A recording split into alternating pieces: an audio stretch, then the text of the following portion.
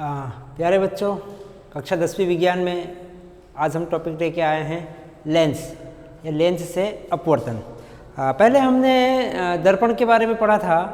दर्पण में प्रकाश की किरणें दर्पण से टकराकर उसी माध्यम में लौट जाती है, इससे कुछ प्रतिबिंब का निर्माण होता था। इसी प्रकार जब प्रकाश की किरणें लेंस पर गिरती है तो लेंस से वो अपवर्तित होती है, अर्थात लेंस से बीच में से होकर गुजरती है। जब वो लेंस से होकर गुजरती है तो वो अपना रास्ता बदल लेती है, और इस प्रकार से जब प्रकाश की किरणें रास्ता बदल लेती हैं तो वहाँ पर भी कुछ प्रतिबिंब का निर्माण होता है। ठीक है, तो लेंस के बारे में आगे पढ़ने की प्रयास करने के पहले मैं थोड़ा सा लेंस की परिभाषा आपको बता देता हूँ।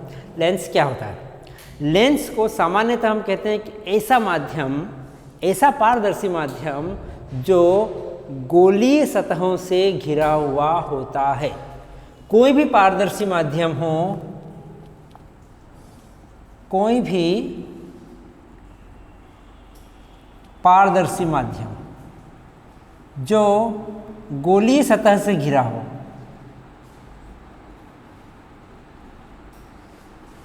उसे हम लेंस कहते हैं। सामान्यतः आप लोग कांच से बने लेंस को ही लेंस मानते हैं, बाकी अन्य को लेंस नहीं मानते। लेकिन यदि कोई भी गोलीय माध्यम प्लास्टिक से, पारदर्शी प्लास्टिक से घिरा हुआ हो तो वो प्लास्टिक का लेंस रहेगा। यदि जल भी किसी गोलीय सतह से घिरा हुआ है तो वो भी एक लेंस की भांति व्यवहार करेगा। यदि हवा भी किसी अन्य माध्यम के अंदर, जैसे पानी के अंदर हवा का बुलबुला है, तो पानी के अंदर हवा का बुलबुला भी गोलीय सतह से घिरा हुआ एक माध्यम हो गया, तो वो भी एक लेंस की भांति व्यवहार करेगा। तो लेंस में ये ध्यान रखिए कि प्रत्येक पारदर्शी माध्यम से हम लेंस बना सकते हैं, चाहे वो हवा हो, चाहे वो केरोसिन हो, चाहे वो पानी हो, चाहे वो ग्लिसरीन हो, चाहे वो कांच हो, चाहे वो पारदर्शी प्लास्टिक हो, किसी भी माध्यम से लेंस बनाया जा सकता है। सिर्फ और सिर्फ एक ही शर्त होती है, और वो शर्त है कि वो माध्यम फ्लैट सतह से, समतल सतह से नहीं घिरा हो, वो माध्यम एक कर्व सतह से, एक गोलीय सतह से घिरा हुआ हो। जब वो गोलीय या कर्व सतह से घिरा हुआ होता है तभी उसे हम लेंस कहते हैं। पिछली कक्षा में जब हमने पढ़ा था कि गोलीय सतह दो प्रकार से हो सकती है, तो वो अवतल भी हो सकती है या उत्तल भी हो सकती है। तो उसी आधार पर हमारे लेंस भी दो प्रकार के हो जाते हैं। जब सतह इस प्रकार से बाहर की तरफ उठी हुई हो तब इसे हम उत्तल लेंस कहते हैं। यदि सतह इस प्रकार से अंदर बैठी हुई हो तब इसे हम अवतल लेंस कहते हैं। यहाँ ध्यान दीजिएगा, जिसकी लेंस की दोनों सतह है, ये वाली और ये वाली, दोनों उठी हुई है, यहाँ पर दोनों अंदर की तरफ झुकी हुई है। सामान्यतः ऐसे लेंस को उभय उत्तल लेंस या उभय अवतल लेंस कहते हैं। यदि कोई लेंस इस प्रकार से बना हुआ है, इसमें एक सतह समतल है और एक सतह उत्तल है, तो भी ये उत्तल लेंस की भांति व्यवहार करेगा। यदि कोई लेंस इस प्रकार से बना हुआ है तो ये भी अवतल लेंस की भांति व्यवहार करेगा।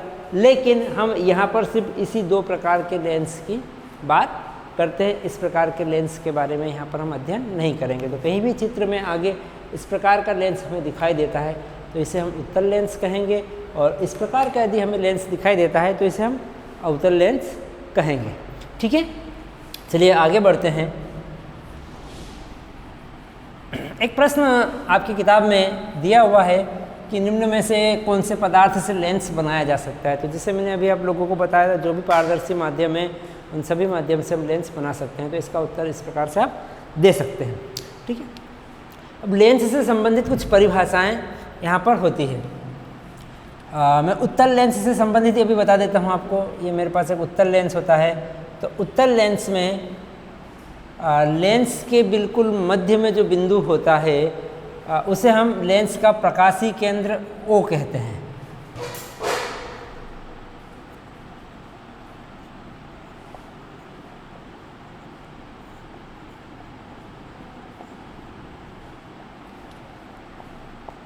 ठीक है, प्रकाशीय केंद्र की ये खासियत होती है कि प्रकाशीय केंद्र से गुजरने वाली प्रकाश की किरण विचलित नहीं होती, वो उसी मार्ग से लौट जाती है, उसी मार्ग से उसी दिशा में अपवर्तित होती है जिस दिशा में वो आपतित होती है।